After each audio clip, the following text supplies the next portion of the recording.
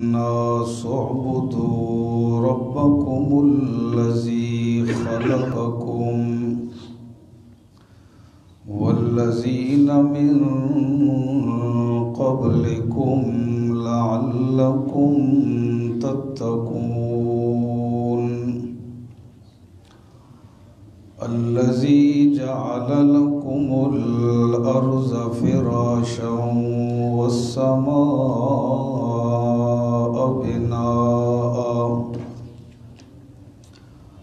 وأنزل من السماء ماء فأخرج به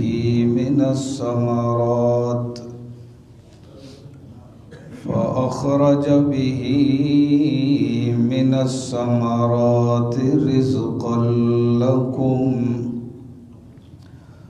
فلا تجعلوا لله أندادا وأنتم تعلمون سبحان ربك رب العزة عما يصفون وسلام على المرسلين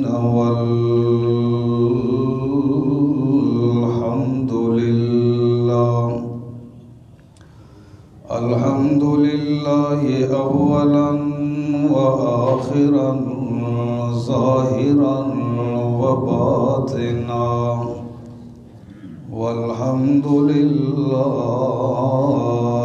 رب العالمين اللهم صل على محمد وعلى آل محمد كما صليت على إبراهيم وعلى آل إبراهيم إنك حميد مجيد اللهم بارك على محمد وعلى آل محمد كما باركت على إبراهيم وعلى آل إبراهيم إنك حميد مجيد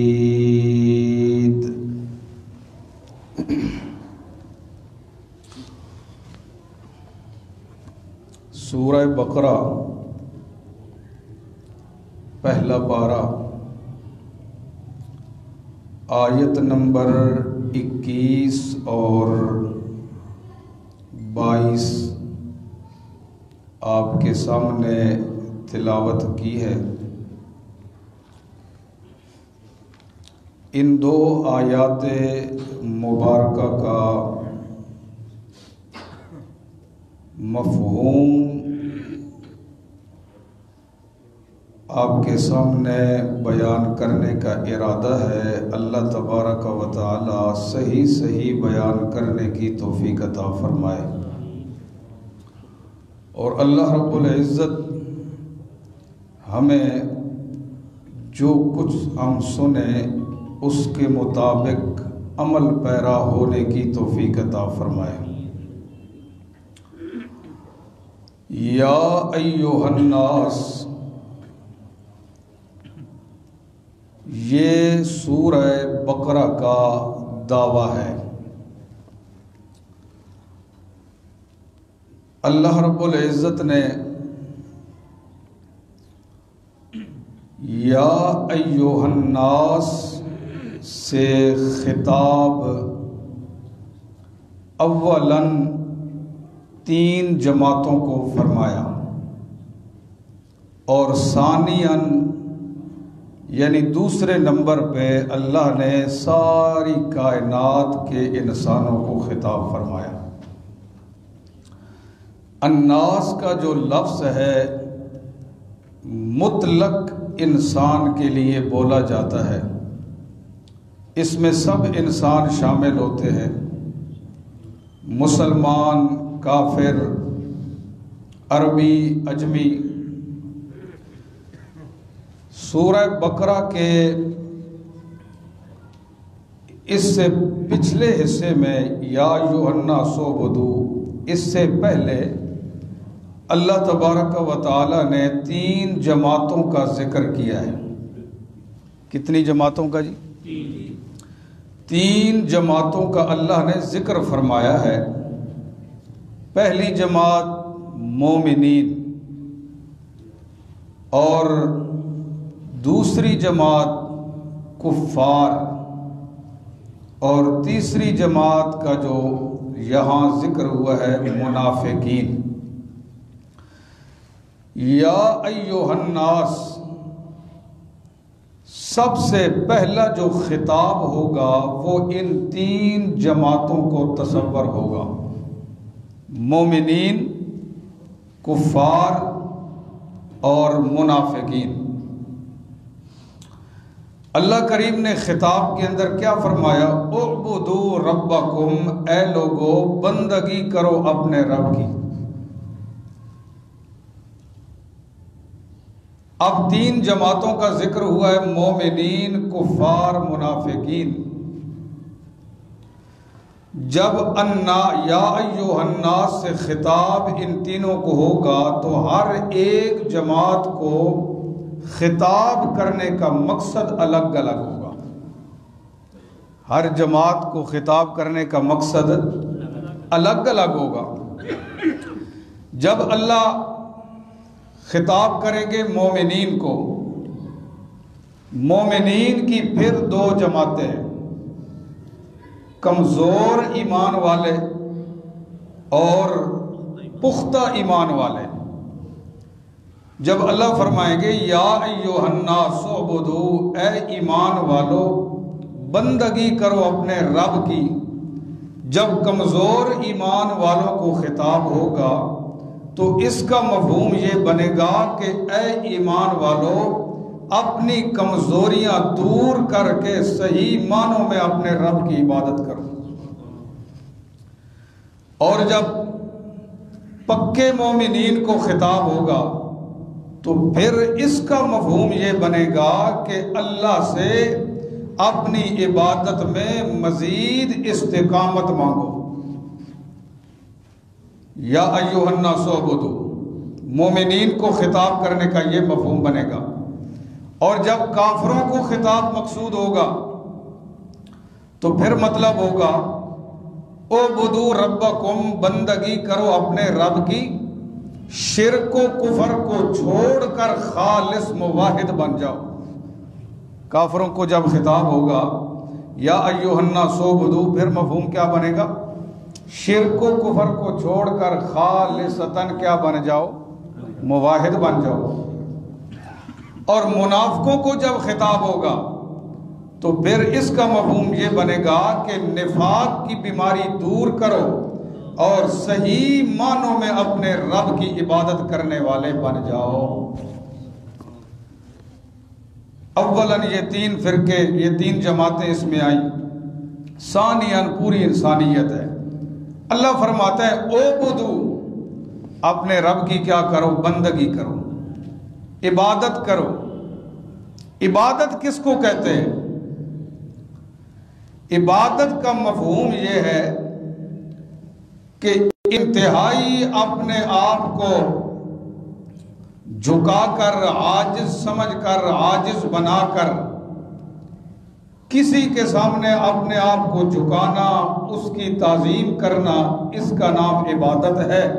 اور یہ عبادت صرف اللہ کا حق ہے۔ کس کا حق ہے؟ آپ اس نظریے سے کسی عالم کے سامنے بھی نہیں جھک سکتے کہ میں اگر اس کو نہ جھکا تو یہ میرا نقصان کر دے گا۔ کسی پیر کے سامنے کہ اس کو میرے اوپر تسلط حاصل ہے، میں نے اس کو سلام نہ کیا تو میرا یہ نقصان کر دے گا۔ اگر اس نیت سے سلام بھی کریں گے کہ میں نے فلاں بندے کو سلام نہ کیا، اس کی تعظیم نہ کی، اس کو میرے اوپر ایک تسلط حاصل ہے، اختیار حاصل ہے، یہ میرا نقصان کرے گا دین و دنیاوی میں، تو یہ شرک بن جائے گا۔ یہ کیا بن جائے گا؟ اللہ فرماتے ہیں عبادت کرو، اور کیسا خوبصورت انداز اللہ نے اپنایا۔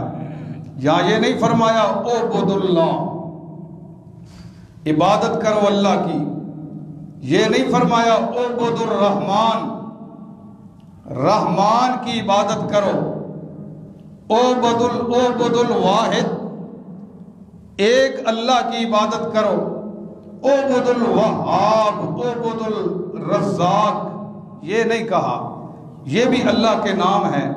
یہاں پر اللہ فرماتے ہیں عبادت کرو اپنے رب کی۔ کیا فرمایا؟ اپنے رب کی۔ اس میں بہت بڑا راز ہے، بہت بڑا راز اور بہت بڑا اشارہ ہے۔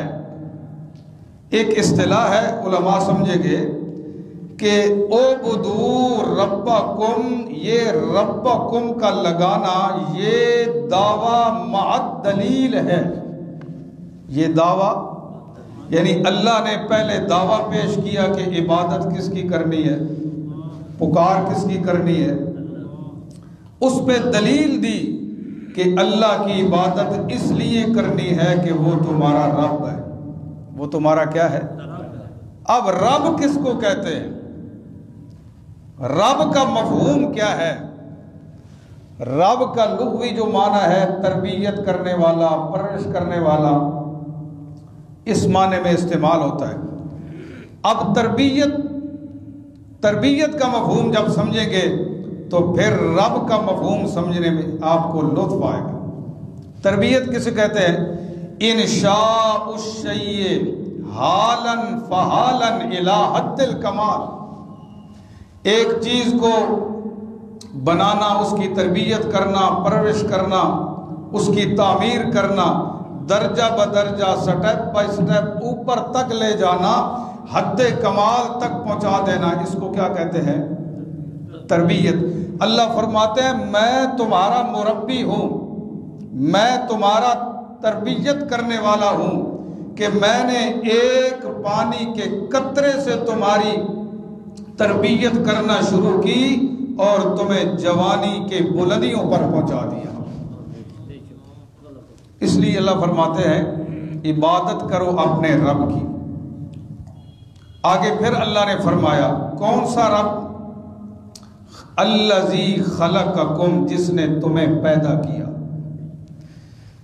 ایک اور بڑی نکتے کی بات ہے کہ کوئی بھی انسان ہے اس کے لیے 3 چیزوں کا جاننا ضروری ہے۔ ہر انسان کے لیے کتنی چیزوں کا جاننا ضروری ہے؟ کہاں سے آیا، نمبر 2 کہاں رہے گا، اور نمبر 3 کہاں جائے گا۔ کتنی چیزوں کا جاننا ضروری ہے؟ اللہ نے ان تینوں چیزوں کو یہاں بیان فرما دیا۔ فرمایا تو آیا کہاں سے ہے؟ خلقکم، اللہ نے تجھے پیدا کیا۔ خلق کے 2 معنی ہوتے ہیں۔ خلق کا ایک مطلب ہوتا ہے معدوم چیز کو وجود میں لانا، ایک شے نہیں تھی اسے وجود عطا کرنا ہے، اس کو کیا کہتے ہیں؟ اور ایک خلق کا معنی ہے اندازہ لگانا۔ اللہ فرماتے ہیں تو نہیں تھا، میں نے تجھے بنایا۔ دوسری چیز کہاں رہے گا؟ الذی جعل لکم الارض فراشا، زمین کو تیرے لیے بستر بنا دیا، زمین میں رہنا ہے۔ پھر کہاں جانا ہے؟ انزل من السماء، اس میں بھی اشارہ ہے۔ اور آگے فاتقوا النار التی وقودها الناس، اس میں بھی اشارہ ہے کہ آخرت میں تو جائے گا، آخرت میں یا تیرا ٹھکانہ جنت ہے یا جہنم ہے۔ اب اللہ کریم نے کیسے پیدا کیا انسان کو، یہ میں صرف ایک حوالہ قرآن پاک کا آپ کو دکھانا چاہتا ہوں۔ 18واں پارہ نکالیں جی، پہلا صفحہ، 18واں پارہ پہلا صفحہ نکالیں۔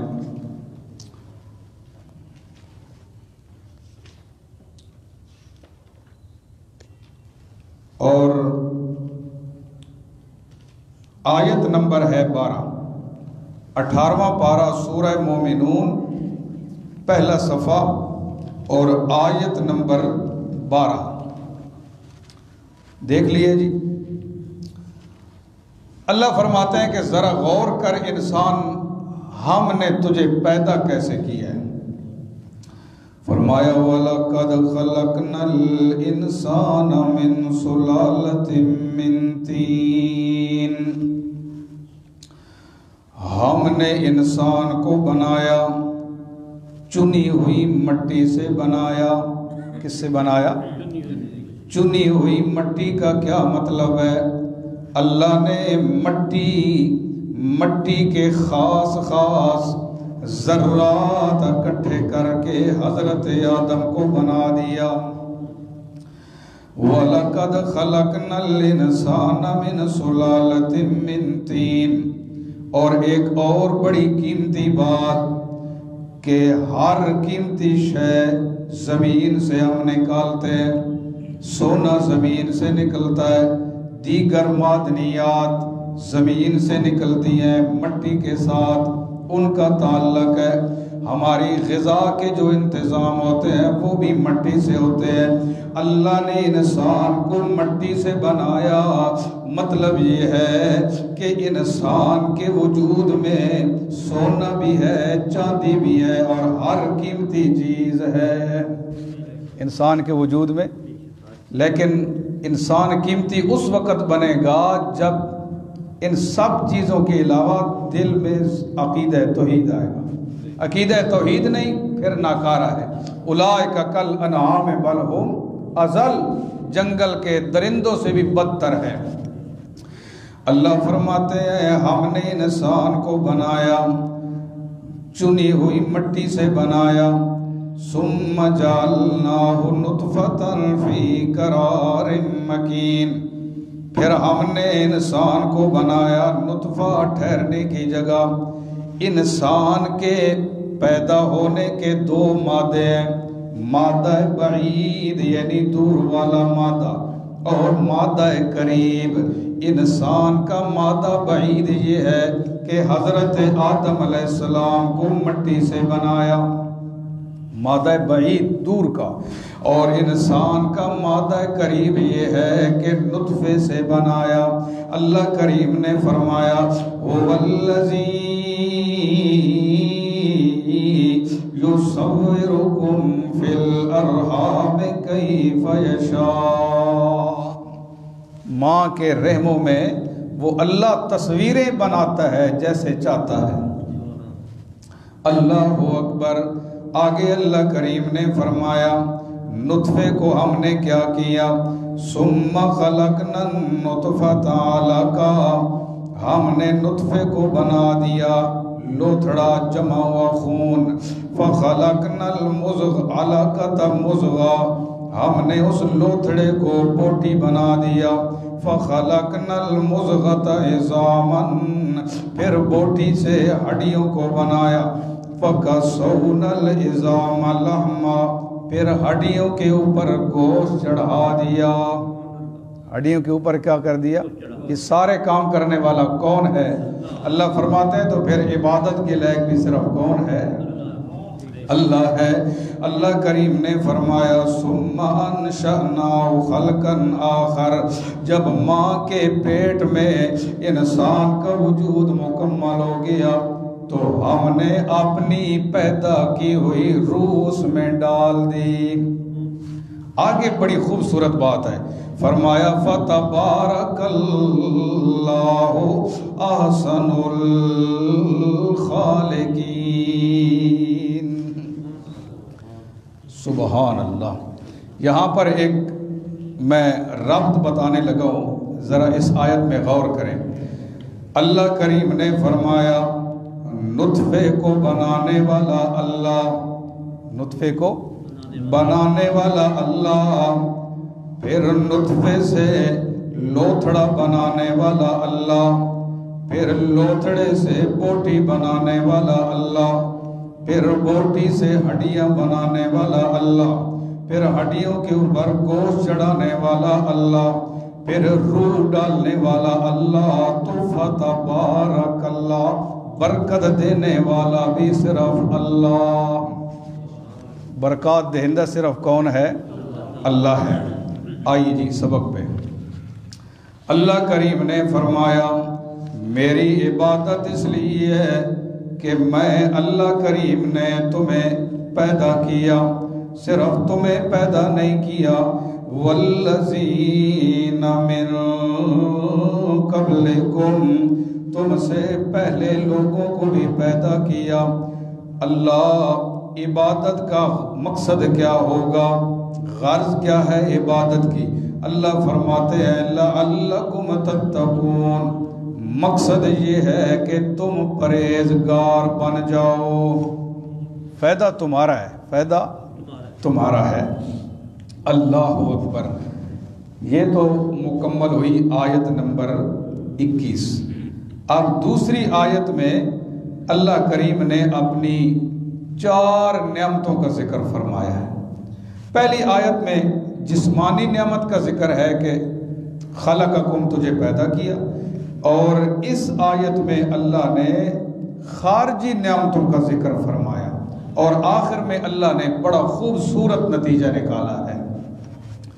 دیکھیے ذرا، اللہ فرماتے ہیں الذی جعل لکم الارض فراشا، اس رب کی عبادت کرو جس نے تمہارے نفع کے لیے زمین کو بستر بنا دیا، فراش بنا دیا، فرش بنا دیا۔ پھر آپ کے ذہن میں سوال آئے گا کہ زمین تو گول ہے، زمین کیا ہے؟ گول ہے، اللہ نے اس کو کیا کہہ دیا؟ فراش، بستر، پھیلا ہوا فرش۔ تو وجہ یہ ہے کہ زمین اگرچہ گول ہے لیکن دیکھنے میں زمین ایک ہموار سطح معلوم ہوتی ہے، تو اس لیے اس کو فراش کہہ دیا۔ اور اللہ کریم نے ایسا فرش بنایا، نہ اتنا ٹھوس بنایا کہ ہم اس سے پانی نہ نکال سکیں، تیل نہ نکال سکیں، ٹھوس بھی نہیں بنایا، اتنا نرم بھی نہیں بنایا کہ ہم اس کے اوپر چل نہیں سکیں۔ اللہ نے ایسا بنا کے فرمایا لکم، یہ لام نبے کے لیے ہے، اس رب کی عبادت کرو جس نے تمہارے پہلے کے لیے زمین کو بستر بنایا۔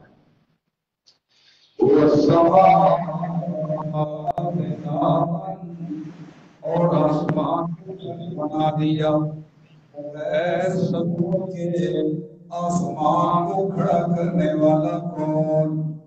جب اللہ ہی ہے تو اللہ فرماتے ہیں عبادت کے لائق بھی میری۔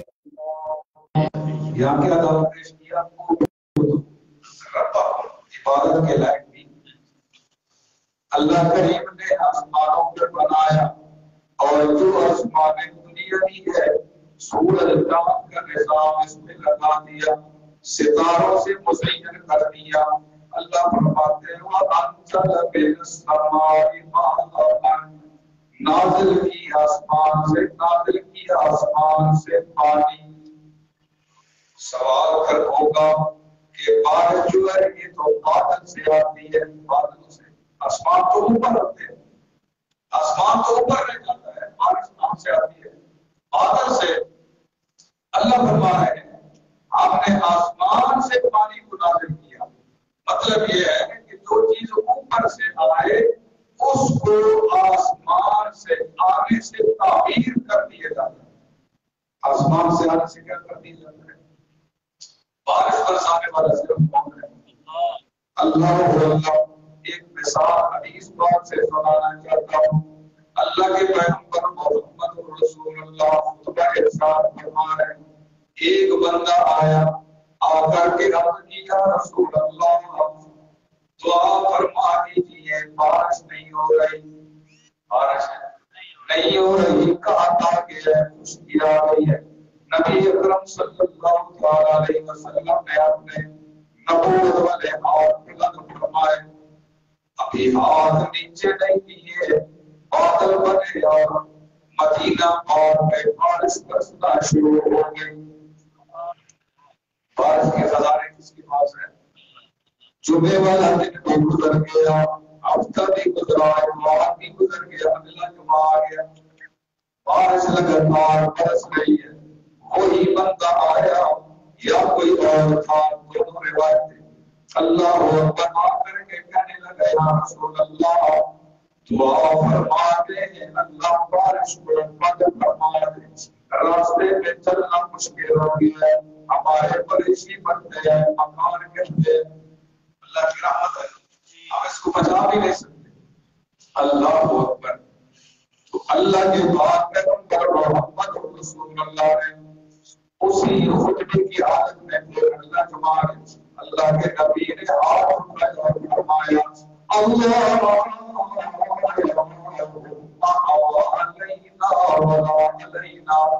اے اللہ اس بارش کو گرد و نواح میں لے کر ہماری ضرورت پوری ہو گئی ہے۔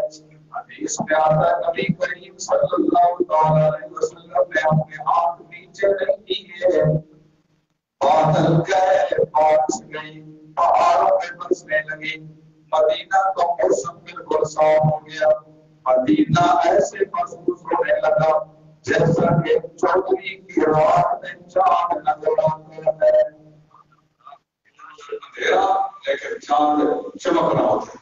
تو بارش کے خزانے کس کے پاس ہے؟